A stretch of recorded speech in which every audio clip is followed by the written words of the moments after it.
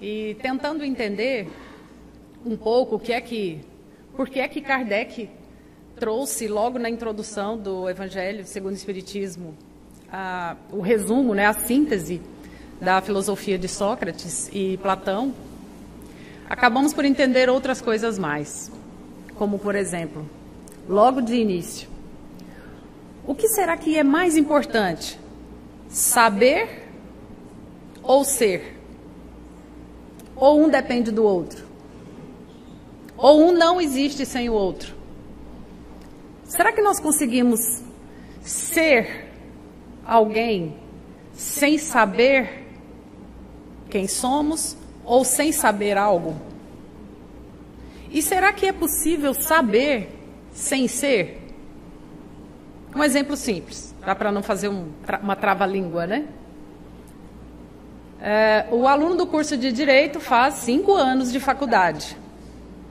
Ele estudou várias disciplinas, se tornou um bacharel, mas para ele ser advogado, o que ele precisa fazer? Exame de ordem, né? OAB. Enquanto ele não fizer, ele não pode dizer, eu sou advogado. Pode? Só é bacharel. Mas ele é, né? Ele é bacharel. Porque pode fazer um concurso, ser um promotor, ser um juiz, ser um professor.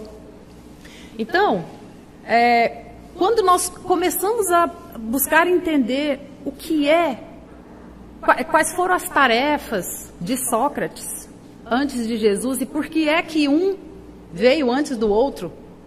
Ora, Jesus sabia tudo, ele é o nosso governador.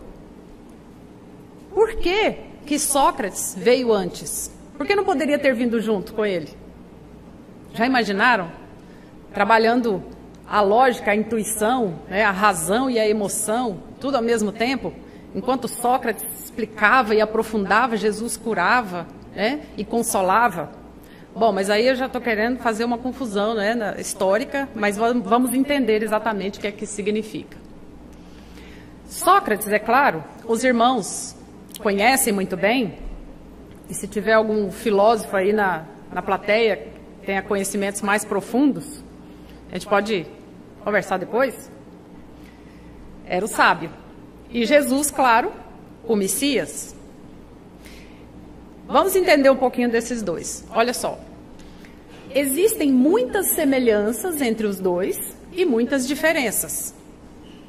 Mas onde é que entra a doutrina espírita, já que Kardec pegou toda essa parte teórica, conceitual, e colocou na introdução do Evangelho? Vamos entender. Olha só. Sócrates teve como pai Sofronisco. O nome é esse mesmo. O pai era escultor. A mãe era uma parteira, Fenerete. Jesus, né, nasceu ali, em Belém, no século I, Belém, Judéia, do século I. Se nós fizermos a conta direitinho, na verdade, o ano 3728, desde a criação, e o ano 1060, desde que o povo hebreu saiu do Egito. Jesus tinha como pai carpinteiro e como mãe a Virgem Maria. Tudo bem até aí? Ok, vamos ver a origem dos dois. O que é que eles têm em comum, então? Uma origem simples. De pais trabalhadores, né? De mães dedicadas. Agora, as profissões dos pais e as ações das mães tiveram influência profunda na forma como eles pregavam, como eles falavam, como eles abordavam os temas. Olha só. Só para lembrar aí a figura, então, de Sócrates, né? E o ano, 470 a 390 a.C., uma figura interessante. Essa imagem é para nos remeter à ideia do momento da morte de Sócrates, né? Que ele foi obrigado foi sentenciado, ele não fez nada obrigado, ele foi sentenciado a tomar cicuta, um veneno que o mataria. E aqui Jesus. Muito bem, vamos lá. Os métodos, então, utilizados por ambos. Sócrates tinha como mãe parteira. Então, os estudiosos dizem que ele utilizava uma técnica chamada de maiêutica, que era justamente uma associação teórica à arte da parteira, que seria retirar de dentro, né, com maestria, com habilidade, retirar de dentro do indivíduo o conhecimento. Claro, por meio do diálogo, por meio do discipulado, onde cada mestre tinha um discípulo. Até que Platão desenvolveu a ideia de colocar um mestre com vários discípulos, e aí nós chegamos à escola que temos hoje, né? Um professor com 20 alunos, 30, 50, 120, 700, né? E Jesus, como pai carpinteiro, ele tinha uma estratégia, a estratégia da repetição, da explicação por meio de diferentes formas, mas tentando passar a mesma mensagem. Se os irmãos observarem as bem-aventuranças, verão que ele, bem-aventurados os brandos e pacíficos, que alcançarão o reino dos céus, bem-aventurados os puros de coração que verão a Deus, bem-aventurados os que sofrem por causa da injustiça, porque serão consolados, bem-aventurados os misericordiosos, que alcançarão a misericórdia, e assim por diante. Então, se os irmãos observarem no Evangelho de Jesus, há essa característica de repetição, ou seja, só não entendia quem não quisesse. E também, em diversas passagens, Jesus utiliza parábolas, ele usa 38 parábolas só para exemplificar o reino dos céus. Parábola do semeador, parábola da pérola, parábola das virgens, diversas parábolas, não é? Do filho pródigo. Então, era mais ou menos assim, como se ele estivesse agindo como o marceneiro que prega o martelo na madeira. Uma martelada só não é suficiente. Então, ele utilizava diferentes maneiras para passar a mesma lição, para chegar ao mesmo resultado. Se não dava certo de um jeito, fazia de outro. Se o sujeito não entendesse de uma maneira, haveria de entender de outro. Só que tinha uma diferença. Essa talvez seja uma das primeiras diferenças entre Jesus e Sócrates. Sócrates curava? Não. Pelo contrário, ele fazia até críticas a respeito das formas como, talvez isso tenha gerado intrigas, né? A forma como os médicos tratavam naquela época. Coisa que hoje já não existe mais, né? Hoje já se trabalha de uma forma mais holística. Então, naquela época, havia uma preocupação dos médicos em curar o corpo, não se preocupando com a alma. E Sócrates fazia essa crítica, que era necessário tratar sim o corpo, mas também fazer um trabalho com a alma, com o indivíduo, de maneira integral, onde ele vivesse em equilíbrio com o meio ambiente e que ele se conhecesse. Então, vamos chegar lá. Sócrates também gostava de um discípulo de cada vez. Já Jesus fez um grupo e quis que esse grupo formasse outros grupos, né, que trabalhassem, ide por todo mundo e pregai o Evangelho. Formem grupos maiores, discipulados cada vez maiores, né, de forma que esse aprendizado fosse ampliado. É claro que haveria de acontecer de alguém não conseguir fazer exatamente como ele fazia, né, como ele curou várias pessoas, passou o bastão para alguns discípulos, mas nem todos os discípulos conseguiram curar. Ok? Semelhanças e diferenças. Vamos lá. Os princípios de Sócrates. Pela maiêutica, então, conhece-te a ti mesmo. E ele levava o indivíduo a pensar. Então, a ideia de quando eles caminhavam ali por Atenas, pelas praças, pela região, não era chegar a uma conclusão. E também não era atingir a verdade. E também não era ser o último a falar. Aliás, o último a falar era o que perdia. Na verdade, eles não faziam uma competição, mas era um diálogo, era uma dialógica, uma maneira de fazer com que o outro entendesse o processo e não chegar a um produto de uma ideia. E usava a lógica. Já Jesus, olha o princípio de Jesus. Já pensava em ama o teu próximo como a ti mesmo.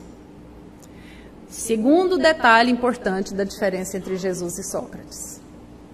Enquanto Sócrates pregava o raciocínio, a lógica, o entendimento, o conhecimento, a força mental, Jesus trazia para o amor, trazia para o coração, trazia para o sentimento, trazia para a necessidade de estar bem com o próximo. Sócrates trazia para a necessidade de dialogar e de conhecer-se através do diálogo.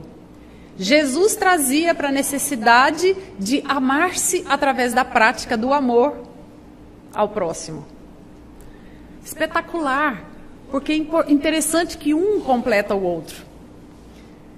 Nós ainda não respondemos a pergunta.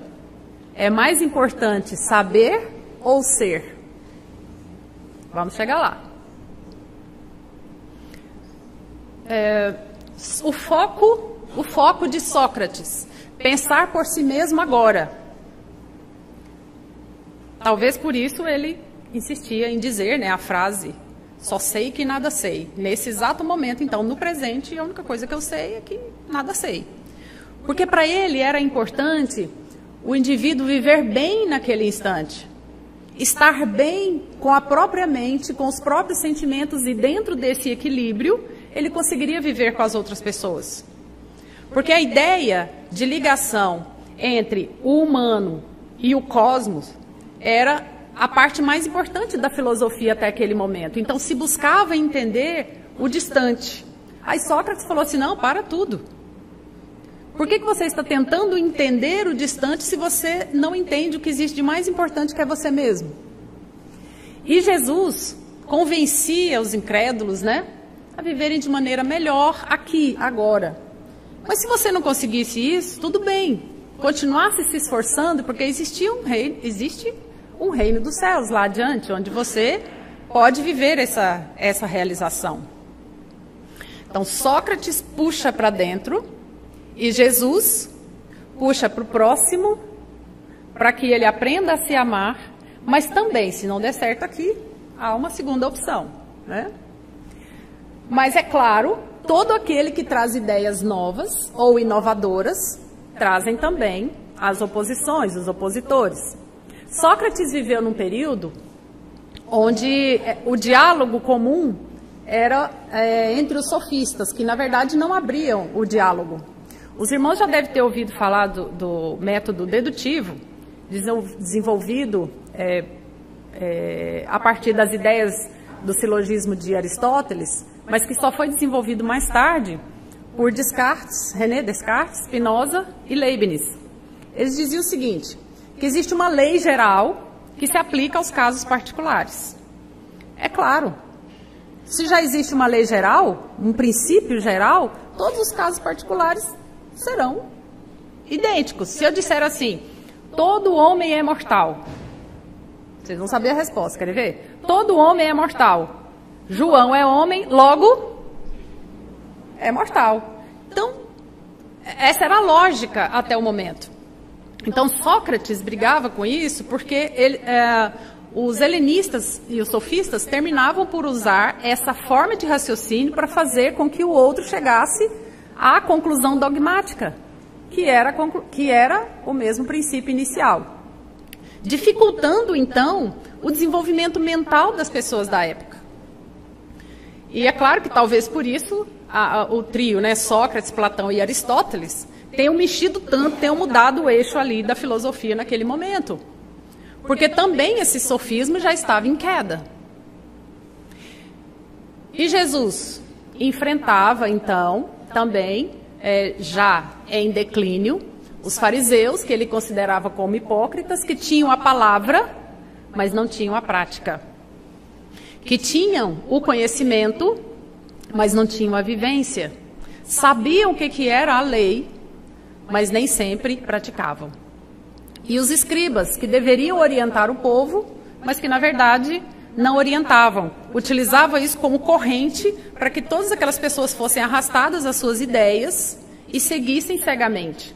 Então, da mesma forma que Jesus, Sócrates enfrentou um grupo de pessoas utilizando o conhecimento para ter poder sobre as pessoas. E é claro, quem tem conhecimento tem controle. Quem tem controle tem poder. Mas nem sempre quem tem poder tem autoridade. E esses dois tinham essa autoridade. Porque Jesus tinha todo esse jogo, essa forma de falar e de argumentar, mas o pano de fundo que ele utilizava para convencer as pessoas era a cura, era o amor. Era a esperança de que algo poderia ser melhor, mesmo em toda aquela situação de dificuldade. E é claro, incomodou esse grupo, né? Já que ele incomodava, ele também se incomodava. O que aborrecia Sócrates? A ignorância, a arrogância. E é claro, talvez, uma ideia fixa de que as pessoas não deveriam pensar amplamente. Claro, pensar amplamente pode ser um risco. E aí, quando a gente tenta fazer esse cruzamento, né, de filosofia, religião e ciência, é algo complexo. Porque são compartimentos diferentes que nós temos, basicamente, na nossa mente, e que quase tudo que nós sabemos, nós dividimos em 4 compartimentos. Senso comum, que são as informações que nós trazemos da nossa família, aprendemos na rua, com os nossos colegas, nos jornais comuns. O senso comum, claro, é importante para a nossa sobrevivência, mas não dá conta de explicar tudo. O conhecimento religioso, que nos ajuda nessa sustentação de fé, esperança, né, e crença. O conhecimento filosófico, que é que nos tira o pé do chão para a gente entender o que existe entre a terra e o céu. E o conhecimento científico, que é tudo aquilo que é comprovado por evidência, né, por provas, por pesquisas. Então, quando nós tentamos fazer essa junção entre o que Sócrates nos instigou, que foi a busca do conhecimento para formar a ciência, a filosofia que ficou no meio do caminho e a religião, felizmente, né, há pouco tempo veio a doutrina espírita que nos ajudou a entender tudo isso. Então, Sócrates mudou o eixo da filosofia justamente por isso. Porque a preocupação com o exterior superava a preocupação com o interior e houve uma estagnação. E ele chegou como uma gota de água na chapa quente, aliviando os jovens que buscavam informações mais profundas, mais complexas sobre si mesmo, sobre a verdade, sobre a honestidade, o amor, as virtudes. E Jesus da mesma forma, olha as idades dos discípulos. Jovens, mais velho era Pedro, que tinha por volta de 30 anos. Mas Jesus se irritava com a hipocrisia. Se irritava e deixava isso bem claro, né? Chamava de raposa, de sepulcros caiados por fora e podres por dentro. E ele verbalizava isso, né? Mas o eixo que Jesus mudou naquele período foi justamente o eixo da lei de Moisés, que é essa relação aí, ó, mérito, castigo. Se eu fiz o bem, eu recebo o bem. Se eu fiz o mal, eu recebo o mal. Tudo bem, não tem problema nenhum. Acontece que entre essa mecânica de fazer o bem e receber o bem, fazer o mal e receber o mal, existe a mudança do indivíduo. Se ele faz o mal, mas ele se transforma enquanto a lei não retorna, ele se arrepende e ele muda, a forma como ele receberá esse castigo da lei de reação e reação pode ser diferente. Como a Tânia disse, o que é azedo para um pode ser doce para o outro. O que para uns sofrer uma dor pode ser algo extremamente dramático e traumático, para outros a pessoa pode pensar assim, poxa, eu devo ter feito alguma coisa para poder passar por isso, mas eu vou aguentar firme, vou fazer alguma atividade e passa. Então a dor é um exemplo, da mesma forma que o sabor. Então, o que Jesus trouxe de novidade foi justamente isso. Porque para Moisés, não, era pau e pedra, né? Essa é uma grande diferença. Quem era o homem para Sócrates? O homem era uma alma encarnada. Olha só, novidade? Para nós? Para eles era um escândalo. Que alma encarnada, né? E para Jesus, o sal da terra, a luz do mundo. Vós sois deuses. Jesus encheu a nossa bola, não foi? Nos colocou lá em cima e quis que acreditássemos nisso. E nós acreditamos. A diferença está, mais uma vez, nós sabemos disso, e lemos isso e ouvimos isso sempre. Mas será que nós somos assim? Nós agimos como o sal da terra? Nós agimos como a luz do mundo? Por onde nós passamos, nós levamos a luz? Levamos o otimismo, a fé, a força, a vibração boa? Isso é ser. Saber e ser são dois pontos diferentes que podem ser distantes, mas que podem ser próximos, né? Para Sócrates, Deus, olha aí, era inteligência onipresente, onisciente, onipotente, absolutamente invisível e inacessível ao homem, né? E essa inacessibilidade era evidente por meio da presença do daimon, que era o intermediário entre Deus e o homem. Olha o que é que Jesus me faz. Ele chama Deus de pai, paizinho, como se ele estivesse ali pertinho dele. E diz que cada um pode acessar a Deus a hora que quiser, quando quiser, que ele está próximo. Ele quer. Ele não quer que nenhuma das suas ovelhas se perca. Então, enquanto para a maioria das religiões Deus era distante, inacessível, impossível de se alcançar, Jesus vem e mostra intimidade. Pai, eu sei que tu me ouves sempre, né? E mostra uma capacidade incrível de chegar pertinho e Deus atender. Isso também incomodou muito. Inclusive, acessar a Deus na natureza a qualquer momento, sem estar exatamente em um lugar circunscrito como era na época. Aí olha o que Jesus nos ensina e o que Kardec nos traz. Perguntando aos espíritos, os espíritos respondem que é Deus, a inteligência suprema, causa primeira ou primária de todas as coisas, com todas aquelas características que ele não pode deixar de ter para ser Deus. Opa! Para Sócrates, o espírito, então, como eu disse, né, daimon, entre o céu e a terra, há espíritos benévolos e malévolos, mas para Sócrates, os mais próximos aos homens não eram os benévolos, eram os malévolos. Aí Jesus chama de filhos de Deus, de espíritos puros, espíritos impuros, né, que ele fez sessões de desobsessão em diversas vezes, né? Chamava de legiões e dizia até que a qualquer hora que ele precisasse que Deus enviaria um exército para ele. Lembra aquela passagem? Quando Pedro corta a orelha do soldado que queria prendê-lo? Aí Jesus disse, calma Pedro, embainha a tua espada. Se eu quisesse uma guerra, Deus enviaria legiões de anjos a meu favor, mas é isso que eu quero, eu sei exatamente o que eu estou fazendo, né?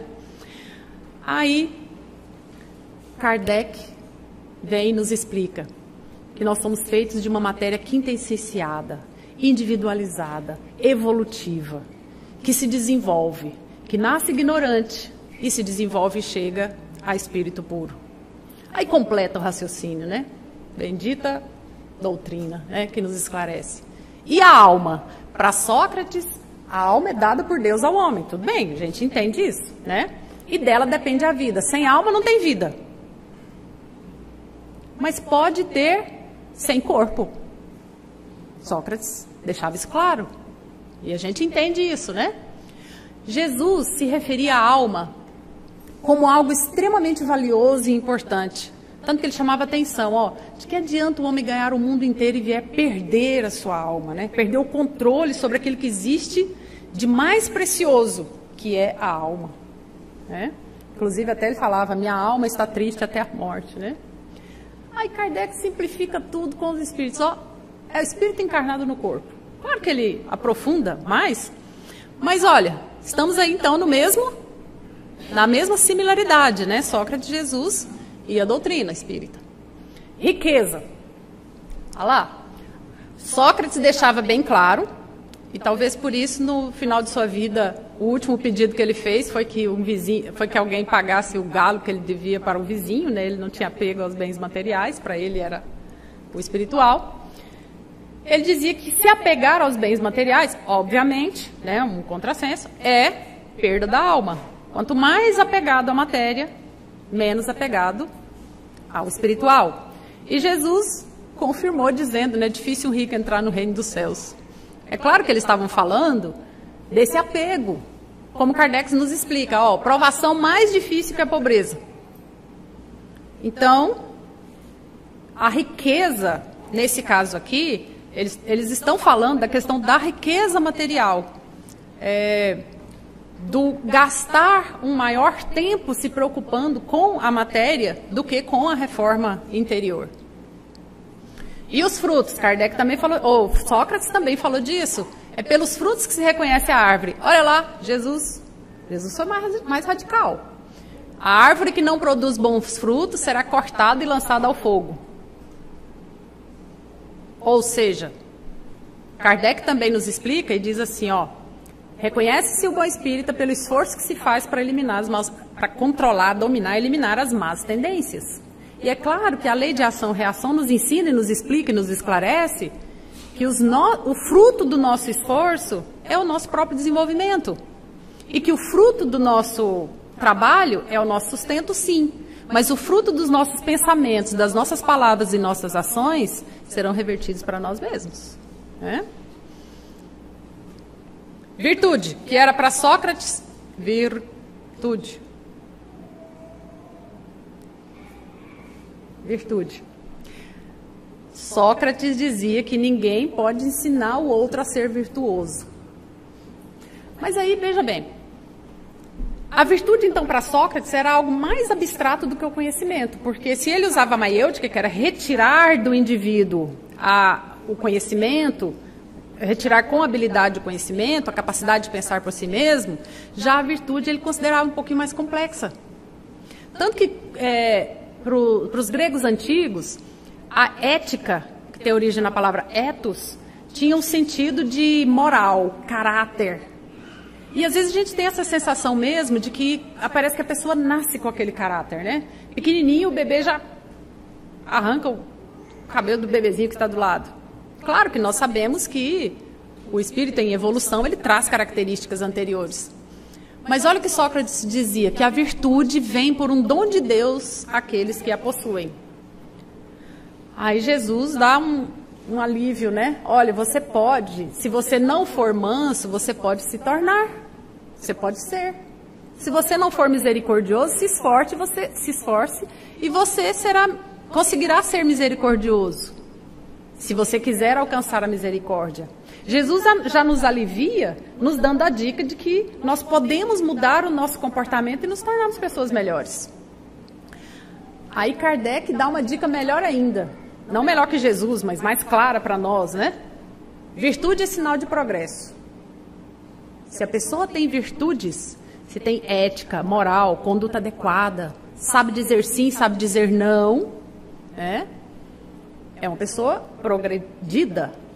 E ele delimita quais são as duas mais importantes, caridade e humildade. Com essas duas, ele fecha o assunto virtudes. Ora, quem é caridoso, pensa no outro, não pensa? E quem pensa o outro, ama o próximo? Amar o próximo como a si mesmo não é o princípio de Jesus? Então, caridade e humildade é a prática dos princípios do Cristo. Agora os defeitos. A Sócrates não dava mole, né? É uma disposição natural em cada um de nós a perceber-se bem menos dos nossos defeitos do que do outro. Apontar, ver, enxergar o defeito do outro mais do que em nós mesmos. Mas dizem que nós carregamos na frente uma sacolinha cheia de virtudes e atrás a gente carrega os defeitos. E a gente anda em fila. Quem vai enxergar nossos defeitos? Quem está atrás de mim. Aí aponta o dedo e você fala, não, eu não tenho esse defeito, mas eu estou vendo o defeito do outro que está na minha frente. Então a gente tem que aprender a aceitar as críticas, né? Aí Jesus diz assim, ó, vedes o argueiro no olho do vosso vizinho e não vedes a trave que está no vosso? Ó, o defeito. Aí Kardec resume tudo e diz assim, olha, más tendências, ignorância, tudo isso são falhas morais. São inúmeros fatores, é a doença, é o trânsito, tudo isso. Mas a pessoa que tem má tendência tem atraso moral. Não adianta. Bem e mal, para finalizar. Sócrates dizia assim, é melhor fazer pouco e bem do que muito e mal. Jesus também fala assim, olha, Marta, poucas coisas são necessárias, talvez uma só. E também dizia, não resistais ao mal. Bateu na direita, oferece à esquerda. Não julgueis e não sereis julgados. Não condeneis e não sereis condenados. Aí Kardec diz assim, que o bem é tudo que está conforme a lei de Deus. E o mal é o que não está conforme a lei de Deus. Olha que Jesus nos dá uma dica interessante, uma dica importante, quando ele diz assim, não resistais ao mal. Ele está confirmando um pouco das palavras de Sócrates, que é, vamos conhecer, vamos saber exatamente o que está acontecendo, né? Será que isso é um mal mesmo?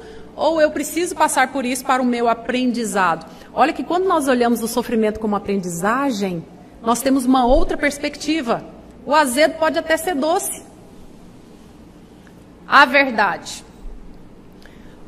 Sócrates disse assim, a verdade não está com os homens, mas está entre os homens. Instigando, então, puxando para o diálogo. Agora, meus irmãos, vou dizer uma coisa. É difícil você dialogar com uma pessoa que discorda o tempo todo de você, não é? Mas é aí que é interessante. Porque justamente o ponto que o outro discorda de você pode ser o ponto que falta no seu raciocínio para você entender. Mas o que a gente faz quando alguém discorda de nós? Perdemos a paciência, a adrenalina, taquicardia e agressão. Olha, se aproveitarmos essas oportunidades para aprendermos mais, nós evoluiremos mais rápido. E aí, se colocar em prática, então, os ensinamentos de Jesus, olha o que ele dizia. Eu sou o caminho, a verdade e a vida. Eu sou. Tá vendo? Ele não disse, eu sei a verdade. Ele disse, eu sou. Então, ele sabia quem ele era. Então, ele colocava na prática, no dia a dia, o conhecimento de Sócrates. Conhece-te a ti mesmo. Ele sabia quem ele era. Conhecereis a verdade vos libertará. E na doutrina, quantas mensagens espetaculares do Espírito de verdade que nos alerta. Prestem atenção no estilo de linguagem das mensagens do Espírito de verdade. São todos para o ser e não para o saber. São todos para mudança de comportamento para melhor e não apenas para o conhecimento. A morte. Olha, Sócrates dizia, os homens que viveram na terra encontram-se depois da morte e se reconhecem. Que é isso? Não é a doutrina espírita? Aí Jesus vem e diz assim, olha, na casa do Pai há muitas moradas, instiga Nicodemos a nascer de novo. E Kardec vem, olha, a continuação dessas relações não é uma interrupção, né? A morte é só uma mudança, né? Uma transformação, um aprendizado, um momento. É claro que como eles instigaram e mudaram o eixo do pensamento da época, não poderia ser diferente. Ambos não pediram clemência diante da morte, ambos cutucaram com vara curta, né, os políticos da época, como alguns continuam fazendo isso hoje, e aí sua morte foi impactante. Mas justamente o impacto de sua morte foi o que deixou seus discípulos mais alertas. Nenhum dos dois escreveu, mas seus discípulos deixaram as suas mensagens. Bom, pessoal, então vamos lá. Não existe o melhor ou o pior, o saber ou o ser. Mas primeiro nós precisamos saber, entender, conhecer, saber quem somos, para depois o ser, a prática, a evidência. Sabemos que não podemos jogar no lixo na rua, mas será que nós agimos como pessoas higiênicas? Sabemos que temos que equilibrar a alimentação, mas será que no momento lá do restaurante, de fazer o prato ou em casa, nós somos pessoas equilibradas? Sabemos e temos conhecimentos, muitos conhecimentos. Hoje sabemos tudo. Mas será que nós somos? Sabemos da caridade, da humildade, de tudo que precisamos fazer. Mas será que nós somos? O manual está aí, que é Jesus. E que Jesus nos abençoe e nos dê a sua paz.